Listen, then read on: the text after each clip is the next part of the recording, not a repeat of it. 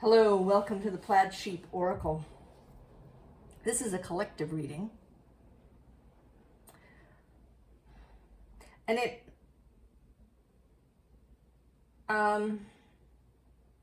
may be related to this sort of Samhain season. I don't think of the cross quarters as specific days.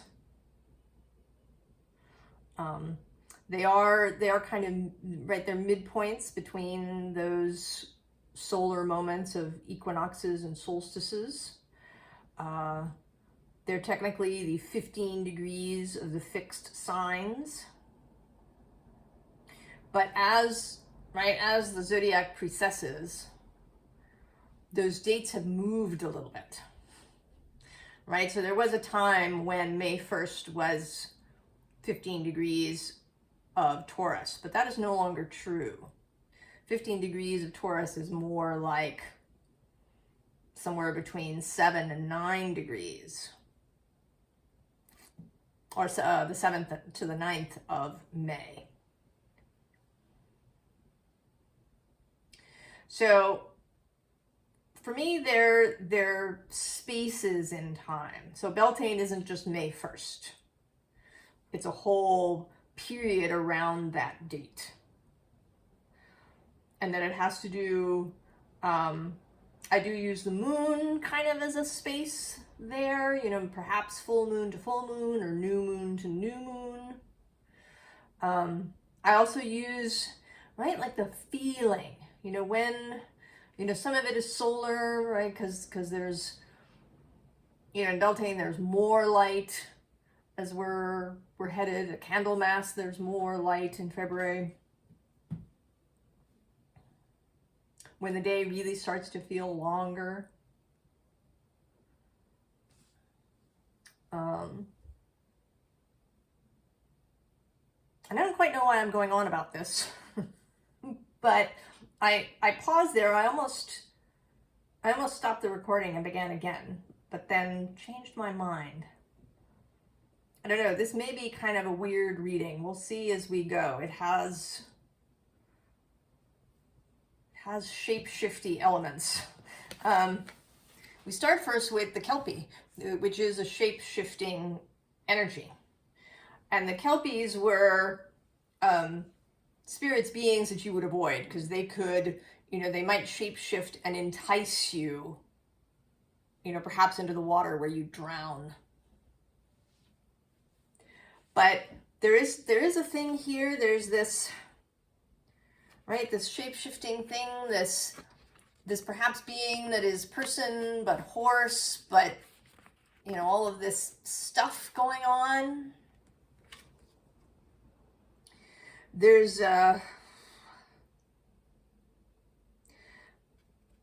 this and that are true feeling to it. If you've been with me for a while, I talk about that a lot.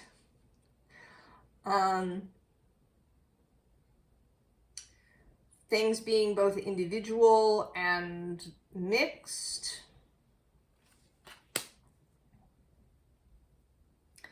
The visible underlying is Circe. And she, as you may know, her subtitle here is Alchemy. She was a sorceress. She shows up in the Odyssey. She turns Odysseus's men into pigs. And he has to cope with that on his adventures.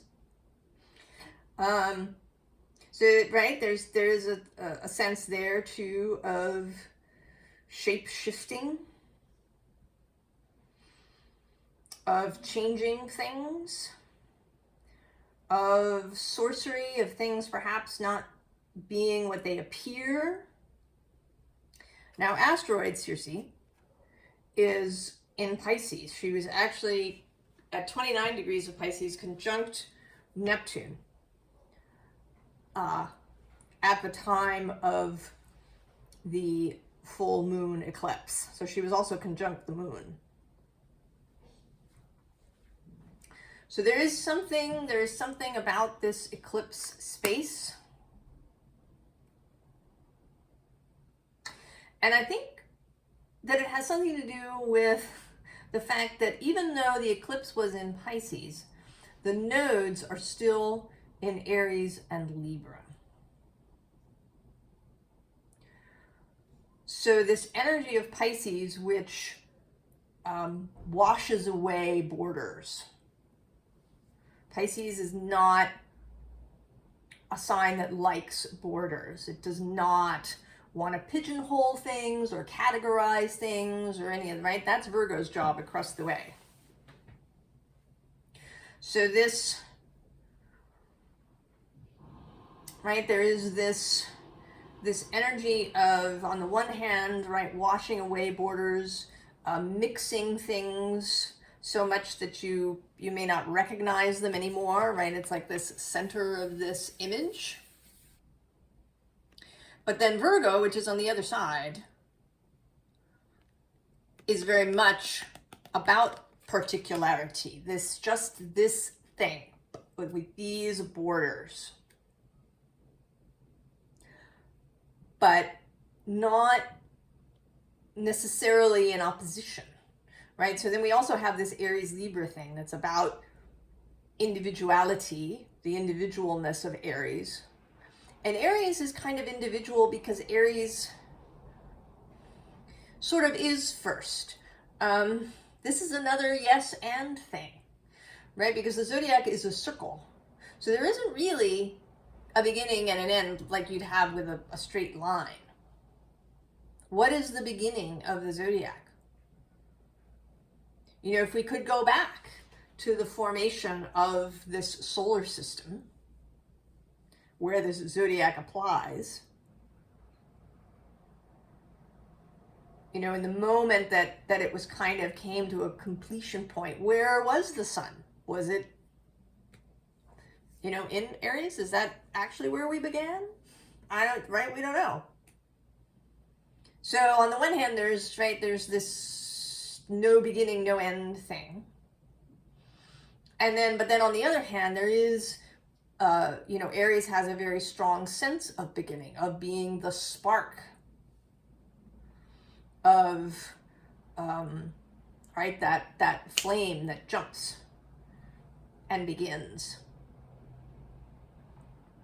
And so in that way, Aries is it, right? When Aries appears, there's only Aries.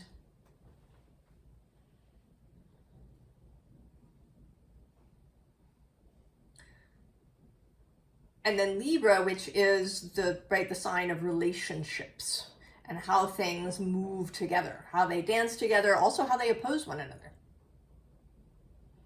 Right? Libra is the more than I. There is I, and then there is the other. And we can dance together, we can have a fight, we can do different things. We are more than the sum of our parts when we get together. And I'll talk about that again in a minute when we get to this first row and my metaphor that came to mind. But the unseen underlying is this Mormolaikia. And these are the dogs of Hecate. And the subtitle here is service. So there's something about this message now that the energy in this moment is particularly open to thinking about these things and maybe getting some of these skills of the yes and of both integration as well as partnership, which is different, right? And in integration, there's kind of a merging that happens. But in a partnership, there's two people that work together but are separate from one another.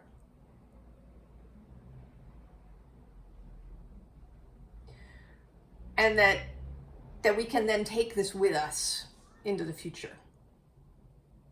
We can keep these skills that we develop during these periods when the energy is really conducive to it. Just like anything you learn, you can take with you. And so there's something there's something about being of service to the whole, to humanity, to Earth, to the solar system, to this, right, to this whole little corner of the universe, and maybe even beyond, by engaging in this process. So this first row, I mean, we have court cards, we have a major arcana, we have these aces, but they all came through as people. And the metaphor that came through was the Avengers. Now, if you've seen the original movie, The Avengers, Marvel's Avengers, you know that Fury, Director Fury, he does all these things to turn them into a team. Because they're a bunch of individualists, right? You know, they all have pretty healthy egos, or they have very specific feelings of mission, like Captain America.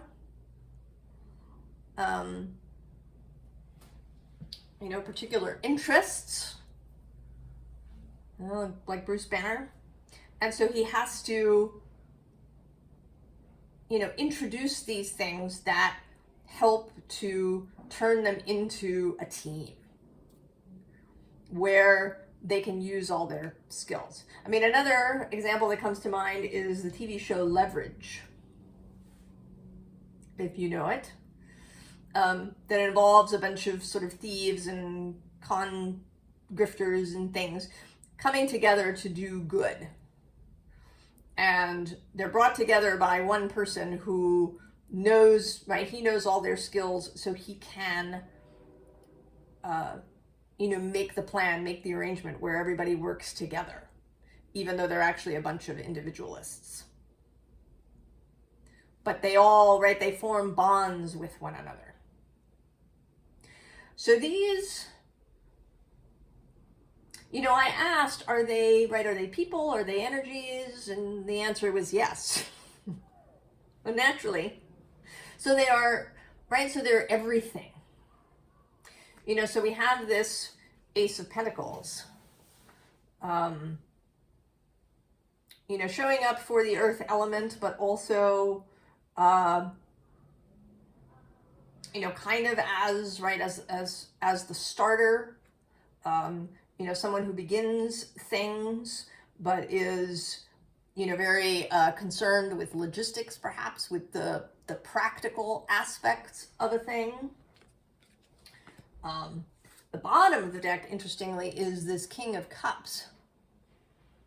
So that kind of at the root of it all is this water element, is this emotional component, is the managing of emotions, and perhaps managing this, right, this Piscean sea,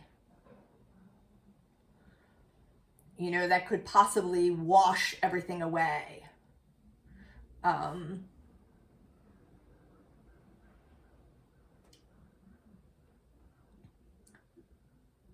Remove the borders too much, right? So you have to be careful. I'm actually going to look, I didn't before, but who's next to him? Oh, the Five of Swords, the Nine of Swords.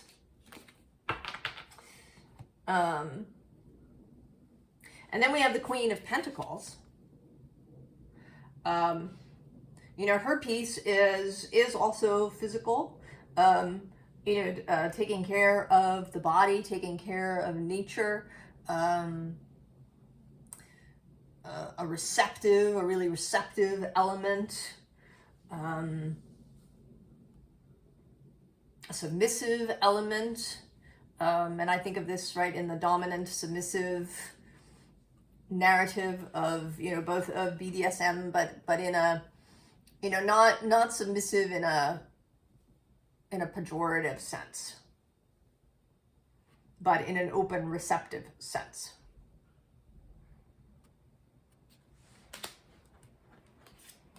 And then there's the Knight of Wands, the spark, the thing that wants to go, go, go, go, go. That brooks no delay. That is, right, is the fire. The fire is another thing that can really rush out of control.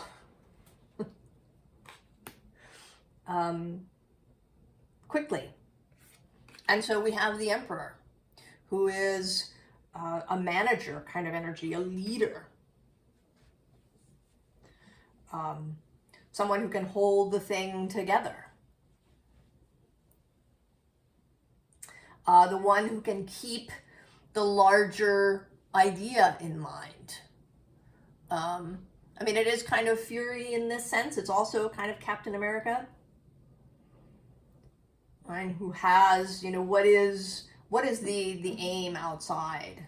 What is the goal?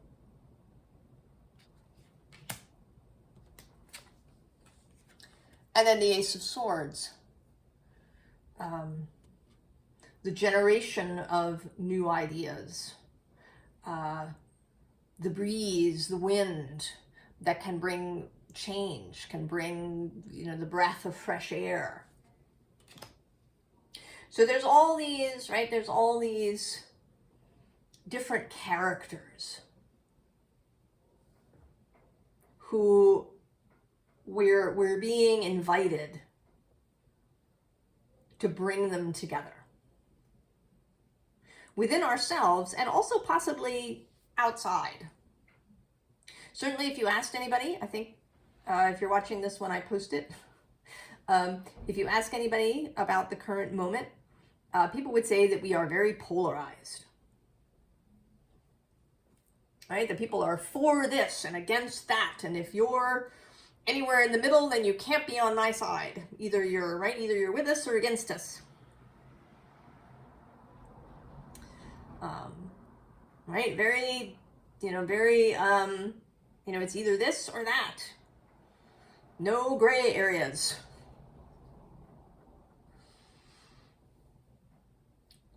And so it seems like this is an energy that is needed in the moment, that we've kind of reached a peak of separateness, a peak of polarity.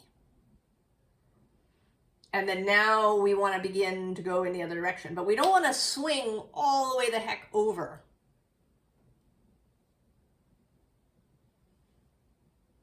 And into, you know, something opposite.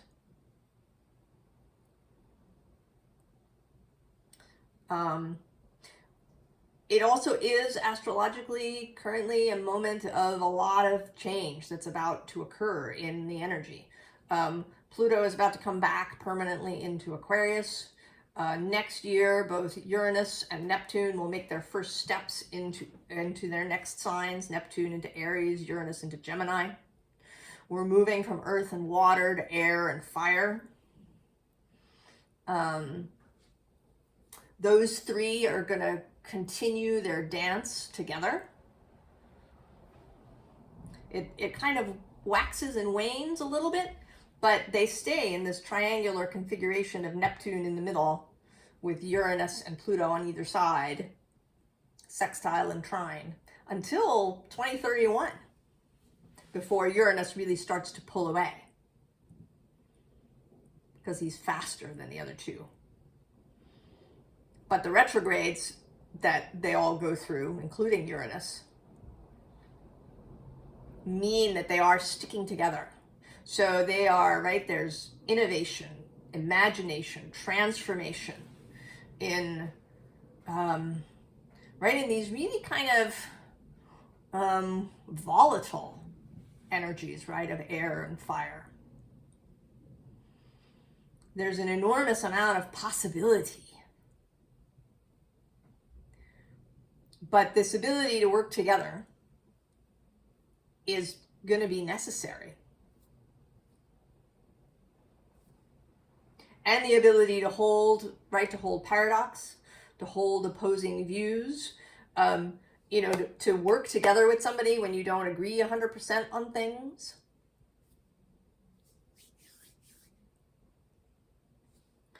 So then we have this sisal, the sun rune, right? This rune of the spark. And on the bottom, we have the night. So day and night. And then again below we also have this Bifrost rune, right? So yes, and this and that are true.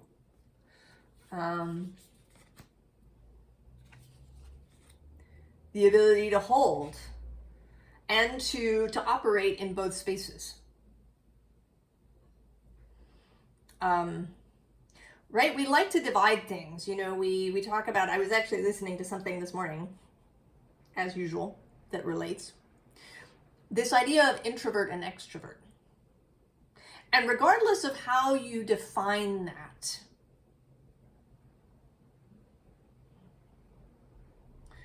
right? It's a polarity. And you can get stuck in it. You know, if you decide that you're an extrovert, you can get stuck in that and feel like you're always, you know, it kind of, right? It puts you at the mercy of this category.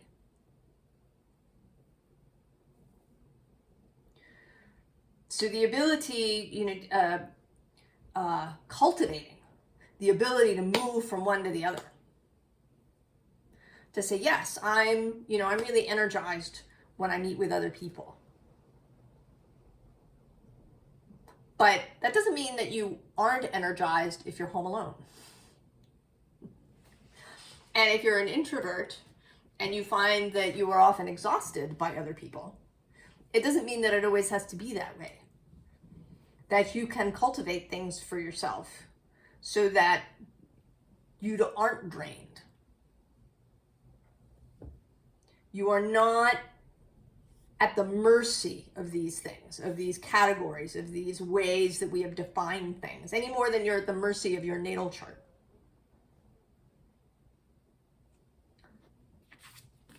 And so we have Perth, the cosmic surge. You may know it as Perthro, sometimes called the dice cup. Right? There's a little bit of a wheel of fortune energy to this card. That stuff is up in the air and moving. You know, I actually asked, I live in the United States, and I don't know, a week or so ago, I asked the fellowship and source, you know, what's the bet on who's going to win our upcoming presidential election? I promised I wouldn't tell anybody what they said. And you know what they gave me? They gave me the Wheel of Fortune. You know, and it's not that they didn't want to say, it's that things are literally still moving, still up in the air, even from the source perspective. Things are not set.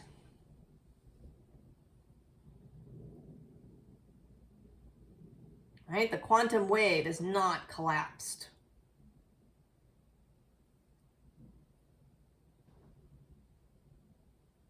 And I think it's very important to remember that, to not be fatalistic about things. And then we have this spear truth, Gar. Right? And this was also part of this Avengers idea. Two voids held open and separate, yet a sole purpose uniting them. Yeah? Right? And the truth, the vow.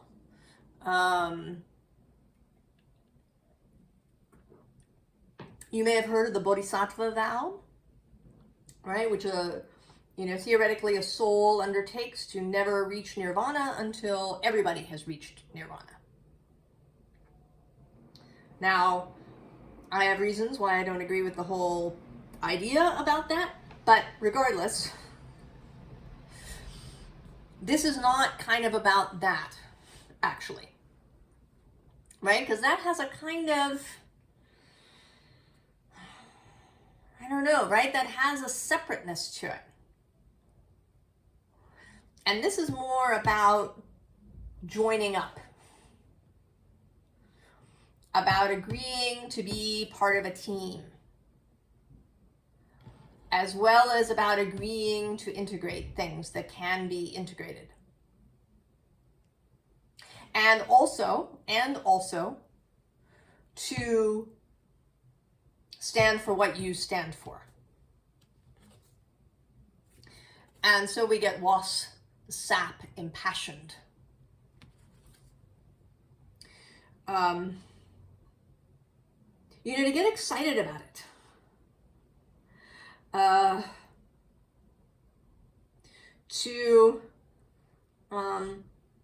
There's also something here about unseen forces and kind of this Piscean idea,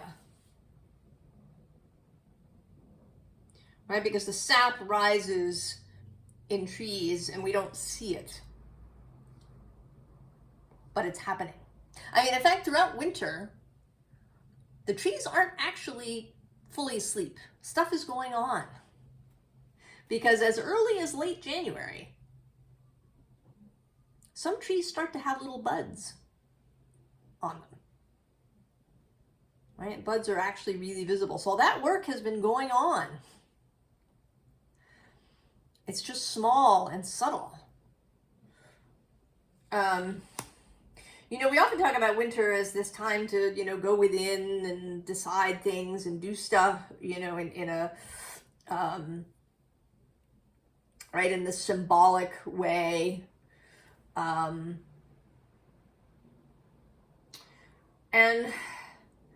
you know, on the one hand, yes. But on the other hand, you know, in reality, as human beings, we did lots of stuff in the winter. I mean, yes, we didn't work outside. We didn't, you know, farming came to a halt in the winter. But that's only if you farmed vegetables. If you, you know, raised cattle or sheep or any of these things, there was a crap ton of work that still went on. And even if you were a farmer, there was all sorts of things, right? You spent the winter knitting things. You spent it doing repair work. You know, all the stuff that you didn't get to when you were, you know, in the fields, all of that stuff happened in winter. You got caught up on your sleep. So, you know, so I really love all the sort of symbolic, mythological ideas. But I kind of want to broaden them. I want to look at all of it rather than just one little section of it. You know, that there's stuff that is going on.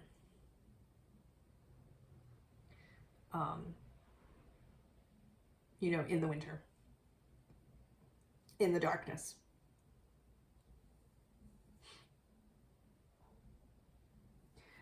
So our next card is Justice. And below that is the Hanged One. And again, this and that are true. And Pisces and Libra showing up. We've also had Aries with the Emperor. The Hermit isn't really visible here for Virgo, but you know, it feels because the moon, the moon half of the eclipse, the lunar eclipse was in Pisces. That's the bit that's out. Right? Because this next eclipse is in Libra, moving into the state, right? One of the final eclipses in that section. So it's really this Pisces energy that's coming through to inform this Libra solar eclipse.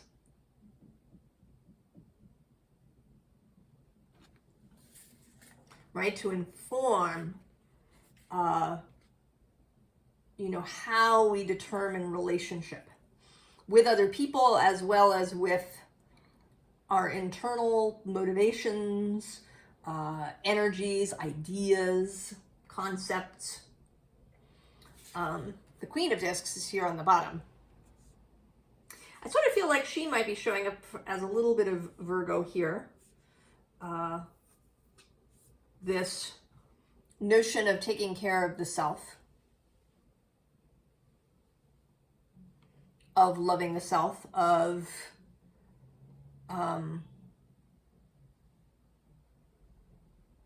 not forgetting the material in amongst all of this mental, spiritual exploration, keeping the senses alive.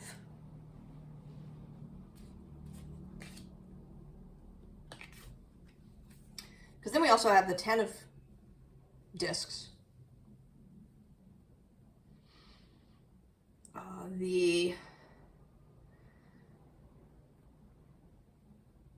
Is the ultimate of things, as fulfillment, right? These flowers are in the shape of the tree of life.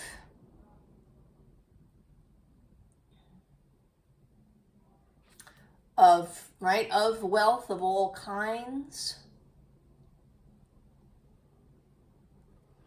Of all the things.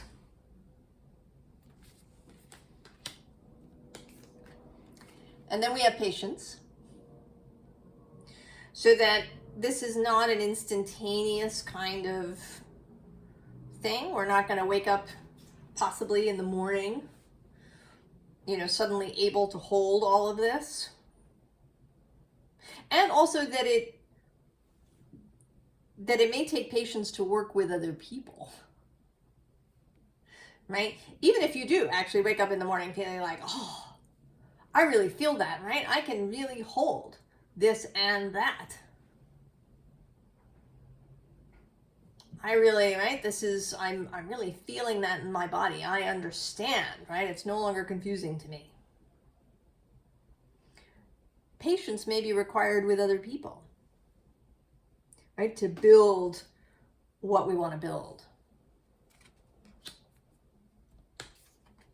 And so then we have alchemy repeating.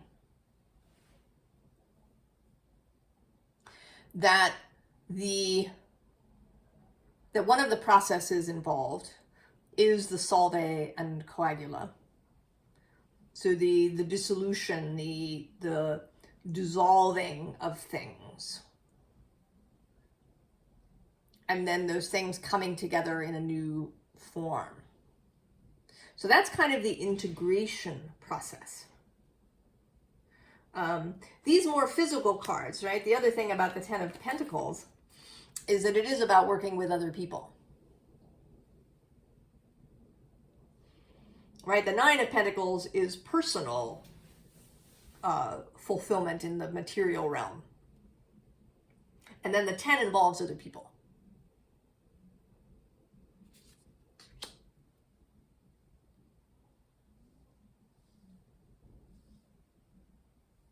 And people in particular, right? Energies within us. Some things say, that, I would say that one of the places where we want to do integration, more perhaps than partnership even, is say us, like your human self and your soul self. That this is someplace where real integration happening. Is something to reach for. But then if we're talking about our active principle and our receptive principle, those two things want to work together, right? You're not going to integrate those into one thing. That is more of a partnership. And certainly with people, right? You're not going to, integrate fully with another person. All right, some of the beauty is the ways that we are different from one another and how we have these different skills, these different ways of moving through the world.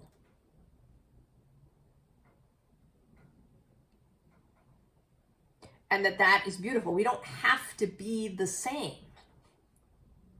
We can all have different skills and talents and gifts.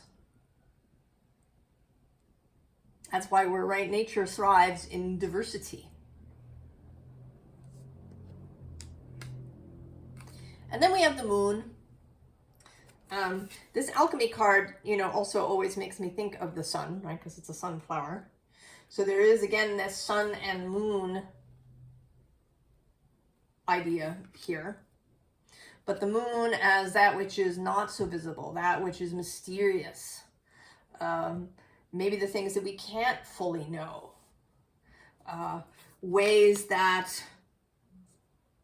things move we couldn't predict. Ways that people can surprise us. Aspects of people that maybe aren't always seen, but we learn how to draw them out of others.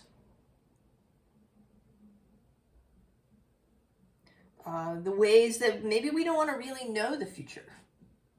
That we want to be surprised. You know, maybe we only want to know today. Or we want to know kind of a general direction that we're going, but we don't want to know all the details and all the ways that we're going to, you know. You don't want to know all the details of the book. Yes, you know you're reading an adventure story. And then it involves, you know, this character and this character. But you don't know everything that's going to happen. You wouldn't want to. It'd be boring. And you would be, right, you can be cutting off possibility if you want to determine all the steps ahead. Right? You are not bound by that if you don't want to be bound by that. I mean, this whole thing is very much not for everyone. Because not everybody can hold this. Not everybody can hold this and that. And that's fine too, that not everybody does that. That some people really hold firmly to this thing over here.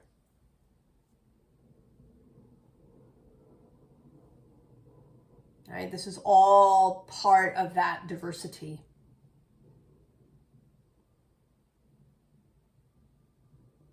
But that all of us that can really want to bring that forward now.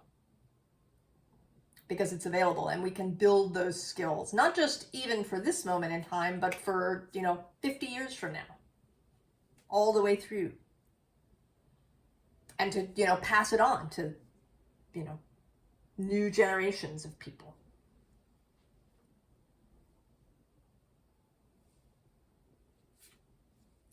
So then we have the wastelands. And it may feel, a little bit like that, right? If you watch too much of the news, it could feel like the wastelands.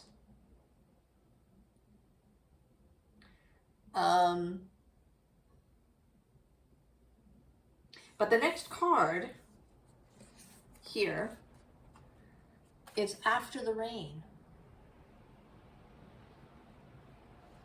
Silver lining, relief, hope, and mercy.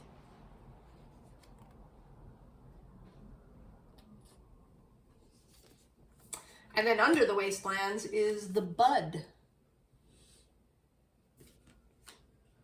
Potential, promise, it's about to happen, keep going. The bottom of the deck is the rose garden. And I think more than the subtitle here, that the rose garden is the vision. And I would say that it is not a static vision. That it isn't really necessarily about the details of the vision. That it's more about the feeling. the energy of it.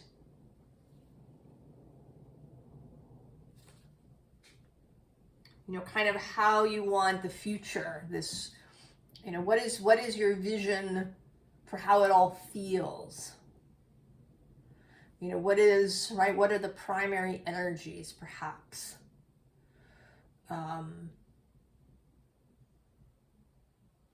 Right, how does it move? How does it change? What are the possibilities for expansion and change later? And then we have the Rose of Venus. Now this says alignment, flow, right relationship, harmony. Certainly very Libra kind of things. Venus is Libra's guide. Venus is going to retrograde next year from March 1st to April 12th. She moves from about 10 degrees of Aries back to about 24 degrees of Pisces, and then forward again. So Venus herself is moving through these energies of no borders to borders, from the everything to the individual. So the right, the values of that, the sensuality of that,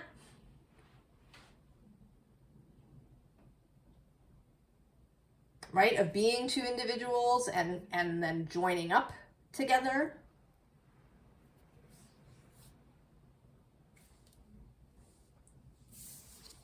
And then we have open. Say yes. Expand through the extremes. Trust life. Right. Oh, and actually, you know, I'm looking at the advice pile, and there's Virgo. Not as the Hermit, but as the Knight of Pentacles. So the more active principle of Virgo, the doer, to join up with this Queen. And below him we have the Emperor, and then the World. Right, this sap, right, the world tree, the tree of life. Right, how do you know, how do these messages show up in all these different ways? The bottom of the deck is both the Seven of Cups, so dreaming, possibility, imagination, transcending confusion on your Pegasus, and next to that, the Moon, repeating. And here with this, right, she's calling. Calling to meet by moonlight, which, you know, is very, right, it doesn't show things up in the way that the sunlight does. All right, we have these two cards too here at the beginning, the Knight of Wands standing in the sunlight and the Emperor standing in the moonlight. And it's interesting because he is associated with Aries and therefore with fire and sunlight. The sun is exalted in Aries, but he can move in the moonlight.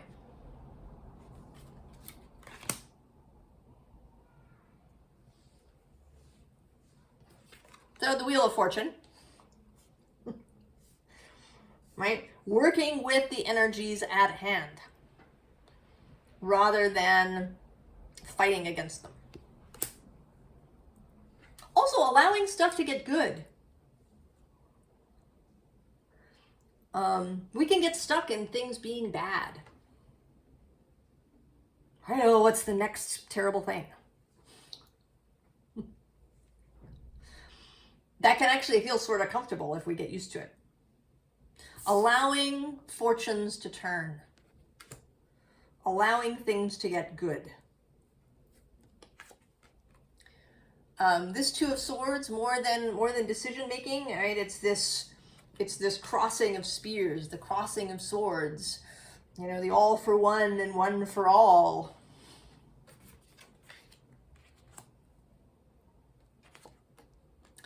And then the Four of Swords. Relaxing. Being able to be still, being able to be at ease with all of this. Not having it be a struggle. Actually feeling more at ease with, you know, the not knowing. Getting really comfortable with not knowing.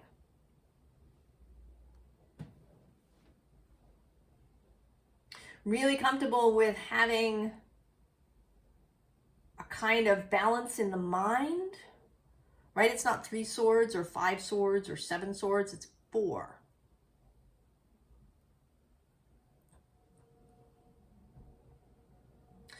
So I asked sort of for kind of an overall summation, and I'm going to show it to you because it's pretty good. So the visible underlying is the Ten of Cups. Happiness, emotional fulfillment, the rainbow coming out. And below that is the Seven of Pentacles. Doing the things, taking the time, having some patience, not expecting things to be instantaneous. And then the cards that came out were the Two of Cups, the Four of Wands, and the High Priestess. So what we're talking about here is a marriage, but instead of it being conducted by the Hierophant, this is a marriage that is conducted, right? The ceremony is conducted by the High Priestess. She is associated with the moon. She is associated with Pisces as well. So it's not, right? It's not a hard and fast marriage. This is a really flexible kind of joining, right? That allows both for partnership and for integration. This is a this and that marriage.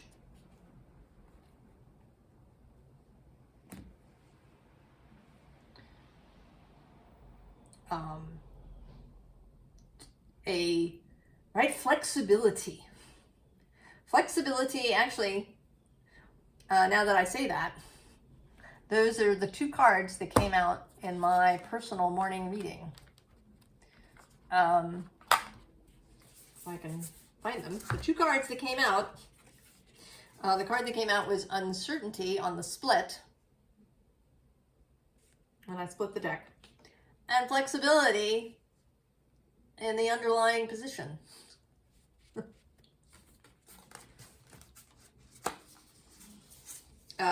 Actually, I'm also seeing here we've got Strength and Transcending with the Pegasus. More confirmation. So that flexibility, a comfort with uncertainty, and ease with both this and that are true, are really available now in this space. And there's a real strong invitation to cultivate these energies and skills for yourself now. I hope this is useful to you, and I will see you next time. So long.